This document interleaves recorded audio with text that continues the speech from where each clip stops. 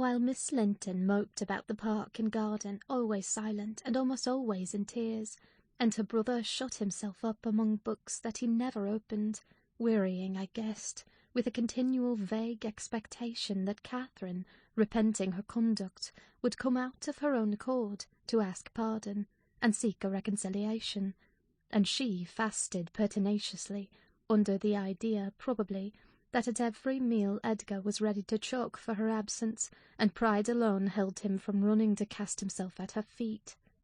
I went about my household duties, convinced that the Grange had but one sensible soul in all its walls, and that lodged in my body. I wasted no condolences on Miss, nor any expostulations on my mistress, nor did I pay much attention to the sighs of my master, who yearned to hear his lady's name, since he might not hear her voice.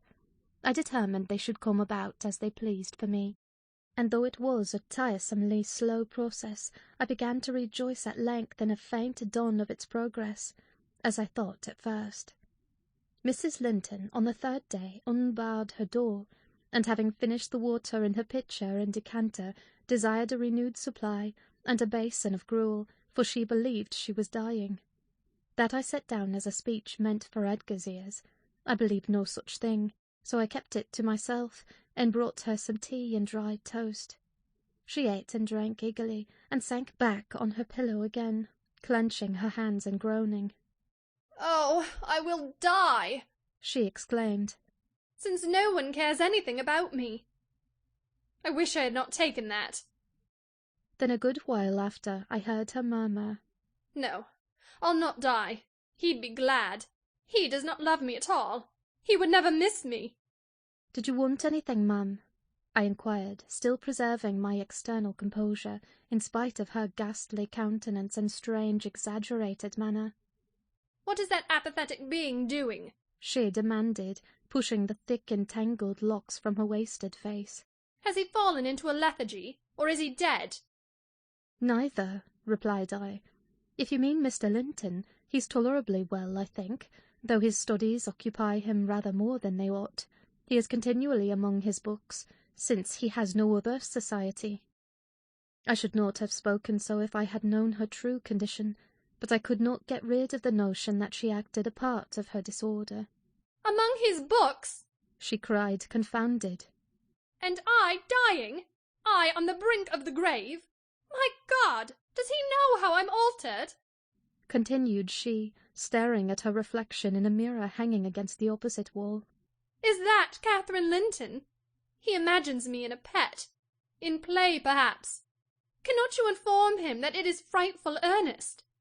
Nelly, if it be not too late, as soon as I learn how he feels, I'll choose between these two, either to starve at once, that would be no punishment unless he had a heart, or to recover and leave the country.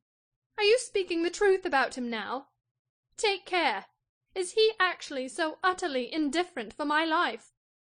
"Why, ma'am," I answered, "the master has no idea of your being deranged, and of course he does not fear that you will let yourself die of hunger."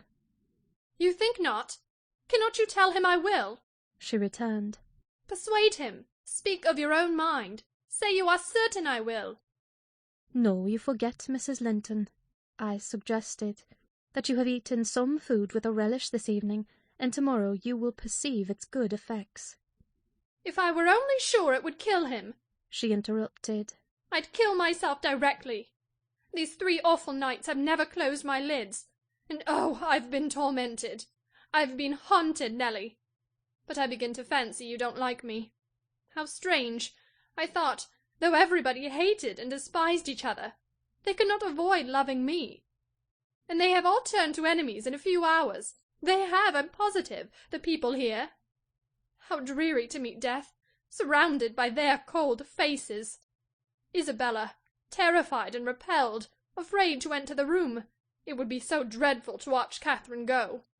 And Edgar, standing solemnly by to see it over, then offering prayers of thanks to God for restoring peace to his house and going back to his books.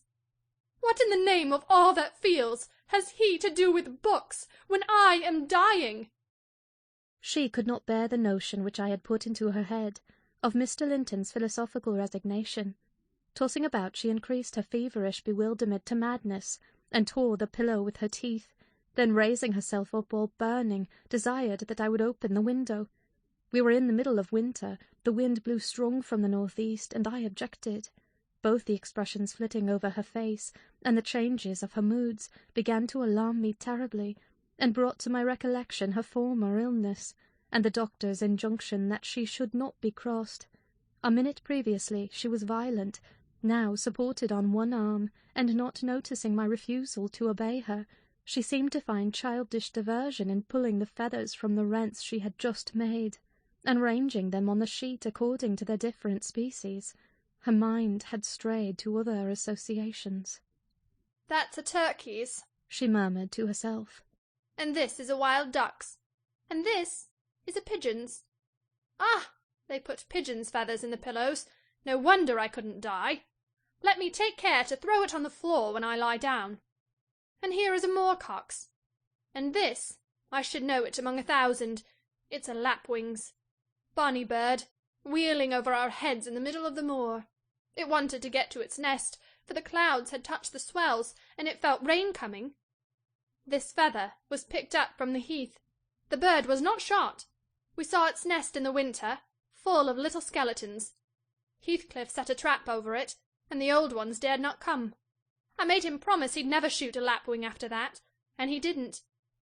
Yes, here are more. Did he shoot my lapwings, Nelly? Are they red? Any of them? Let me look." "Give over with that baby work," I interrupted, dragging the pillow away and turning the holes towards the mattress, for she was removing its contents by handfuls. "Lie down and shut your eyes. You're wandering. There's a mess. The down is flying about like snow." I went here and there collecting it. "I see in you, Nelly," she continued dreamily, "an aged woman. You have grey hair and bent shoulders. This bed is the fairy cave under Penistone Crags, and you are gathering elf bolts to hurt our heifers, pretending, while I am near, that they are only locks of wool. That's what you'll come to 50 years hence. I know you are not so now. I'm not wandering. You're mistaken, or else I should believe you really were that withered hag, and I should think I was under Penistone Crags. And I'm conscious it's night, and there are 2 candles on the table, making the black press shine like jet." "The black press? Where is that?" I asked. "You are talking in your sleep." "It's against the wall, as it always is," she replied. "It does appear odd. I see a face in it." "There's no press in the room, and never was," said I, resuming my seat and looping up the curtain that I might watch her. "Don't you see that face?" she inquired, gazing earnestly at the mirror. And say what I could, I was incapable of making her comprehend it to be her own, so I rose and covered it with a shawl. "It's behind there still," she pursued anxiously. "And it stirred. Who is it? I hope it will not come out when you are gone. Oh, Nelly, the room is haunted. I'm afraid of being alone." I took her hand in mine and bid her be composed, for a succession of shudders convulsed her frame, and she would keep straining her gaze towards the glass. "There's nobody here," I insisted. "It was yourself, Miss Linton. You knew it a while since." "Myself!" she gasped. "And the clock is striking 12. It's true, then. That's dreadful." Her fingers clutched the clothes and gathered them over her eyes.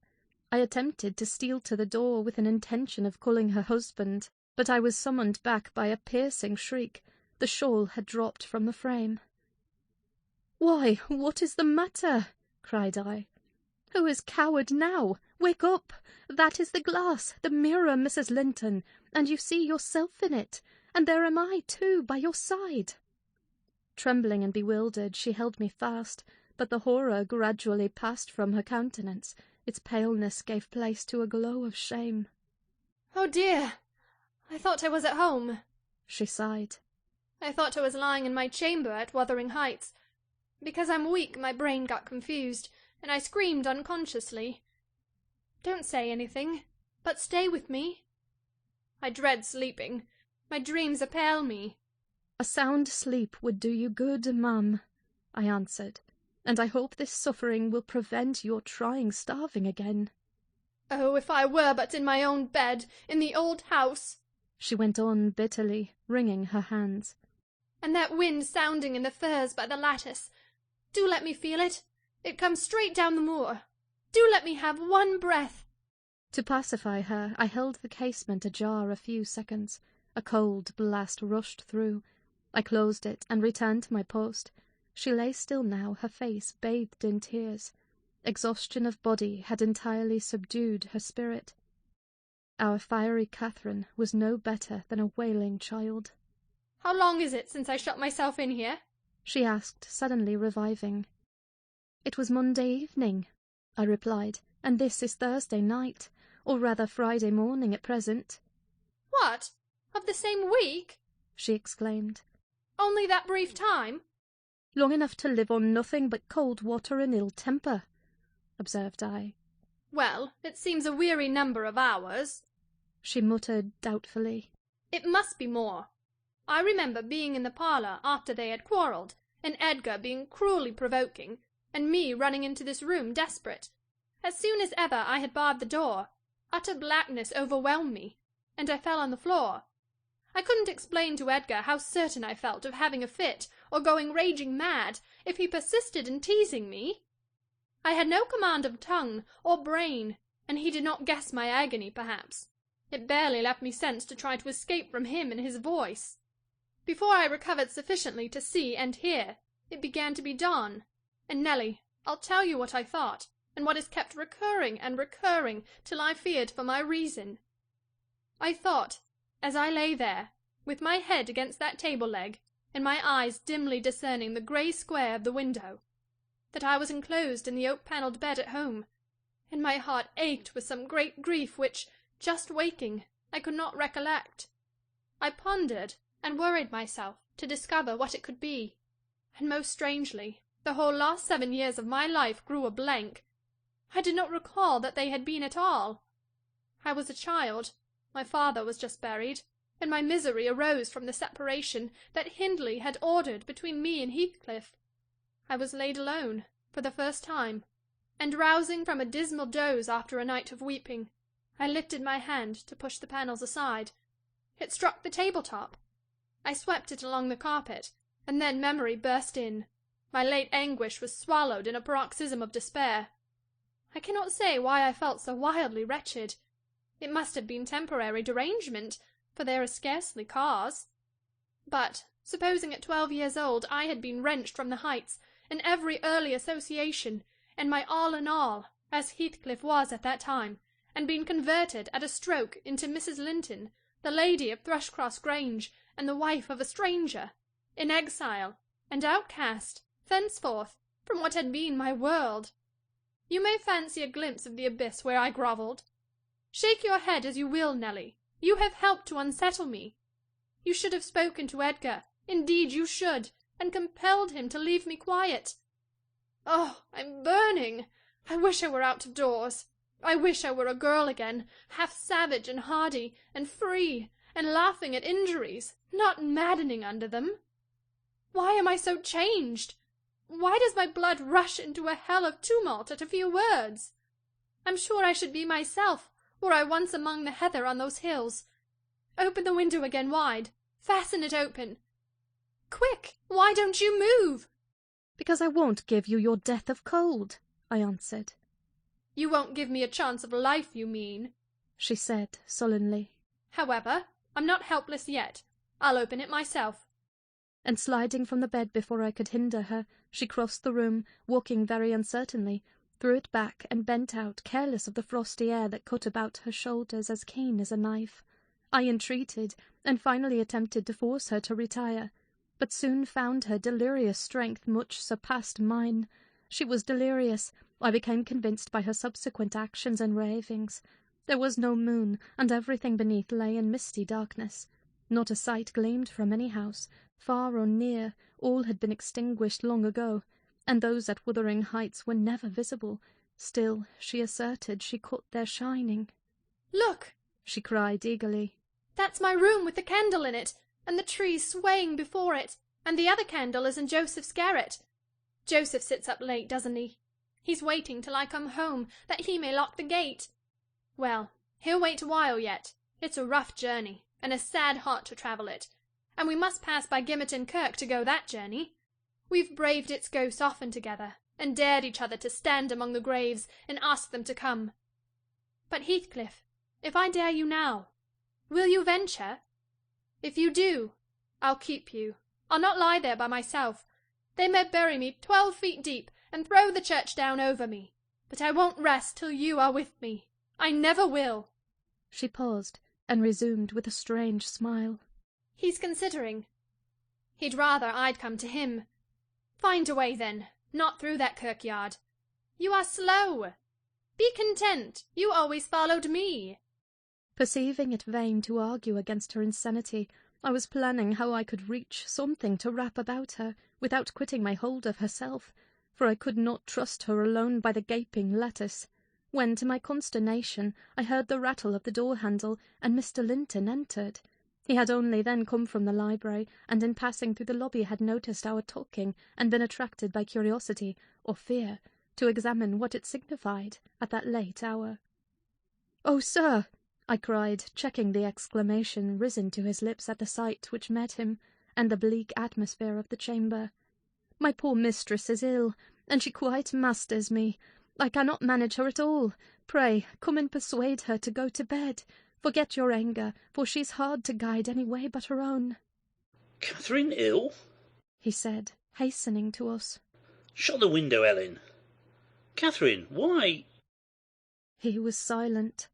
The haggardness of Mrs. Linton's appearance smote him speechless, and he could only glance from her to me in horrified astonishment.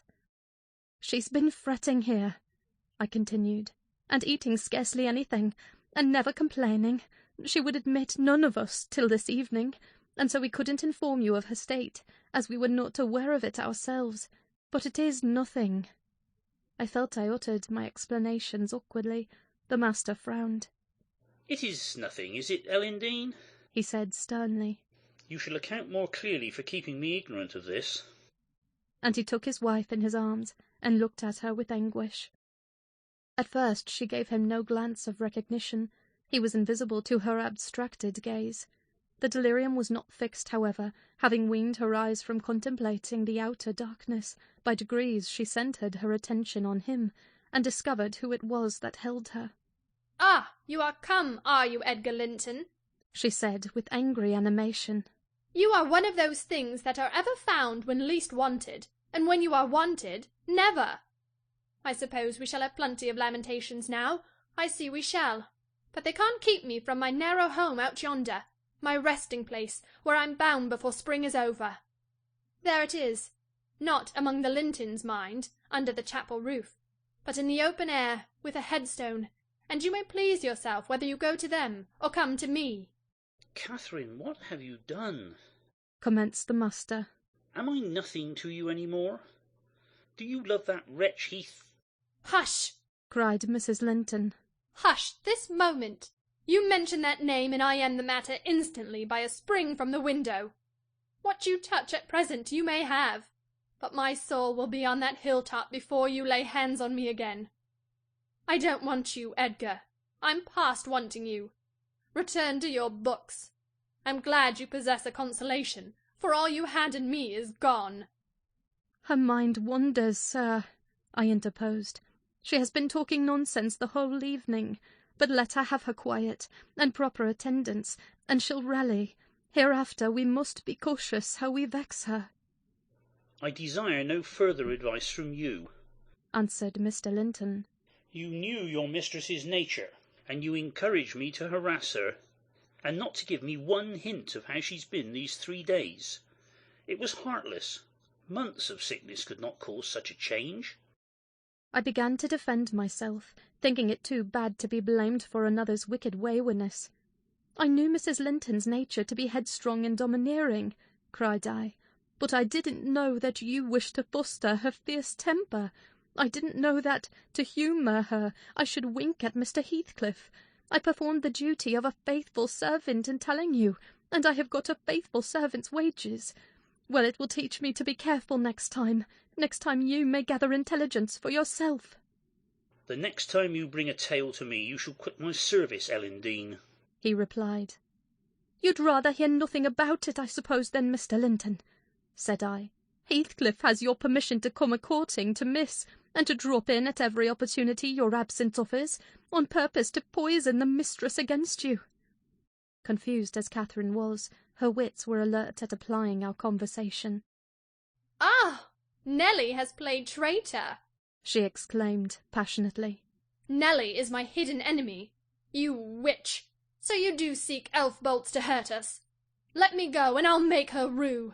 I'll make her howl a recantation. A maniac's fury kindled under her brows.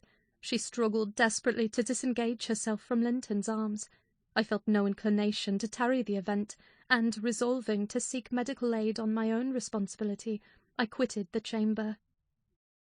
In passing the garden to reach the road, at a place where a bridle hook is driven into the wall, I saw something white move irregularly, evidently by another agent than the wind. Notwithstanding my hurry, I stayed to examine it, lest ever after I should have the conviction impressed on my imagination that it was a creature of the other world. My surprise and perplexity were great on discovering by touch more than vision Miss Isabella's Springer, Fanny, suspended by a handkerchief and nearly at its last gasp. I quickly released the animal and lifted it into the garden. I had seen it follow its mistress upstairs when she went to bed, and wondered much how it could have got out there, and what mischievous person had treated it so. While untying the knot around the hook, it seemed to me that I repeatedly caught the beat of horses' feet galloping at some distance, but there were such a number of things to occupy my reflections that I hardly gave the circumstance a thought, though it was a strange sound in that place at 2 o'clock in the morning. Mr. Kenneth was fortunately just issuing from his house to see a patient in the village as I came up the street, and my account of Catherine Linton's malady induced him to accompany me back immediately. He was a plain, rough man, and he made no scruple to speak his doubts of her surviving this second attack, unless she were more submissive to his directions than she had shown herself before. "Meladine," said he, "I can't help fancying there's an extra cause for this. What has there been to do at the Grange? We've odd reports up here. A stout, hearty lass like Catherine does not fall ill for a trifle, and that sort of people should not either. It's hard work bringing them through fevers and such things. How did it begin?" "The master will inform you," I answered. "But you are acquainted with the Earnshaw's violent dispositions, and Mrs. Linton caps them all. I may say this, it commenced in a quarrel. She was struck, during a tempest of passion, with a kind of fit. That's her account at least, for she flew off in the height of it, and locked herself up. Afterwards she refused to eat, and now she alternately raves and remains in a half-dream, knowing those about her, but having her mind filled with all sorts of strange ideas and illusions." "Mr. Linton will be sorry," observed Kenneth interrogatively. "Sorry? He'll break his heart should anything happen," I replied. "Don't alarm him more than necessary." "Well, I told him to beware," said my companion. "and he must bide the consequences of neglecting me warning. Hasn't he been intimate with Mr. Heathcliff lately?" "Heathcliff frequently visits at the Grange," answered I, "the more on the strength of the mistress having known him when he was a boy, than because the master likes his company. At present he's discharged from the trouble of calling, owing to some presumptuous aspirations after Miss Linton, which he manifested. I hardly think he'll be taken in again." "And does Miss Linton turn a cold shoulder on him?" was the doctor's next question. "I'm not in her confidence," returned I, reluctant to continue the subject. "No, she's a sly one," he remarked, shaking his head. "She keeps her own counsel, but she's a real little fool.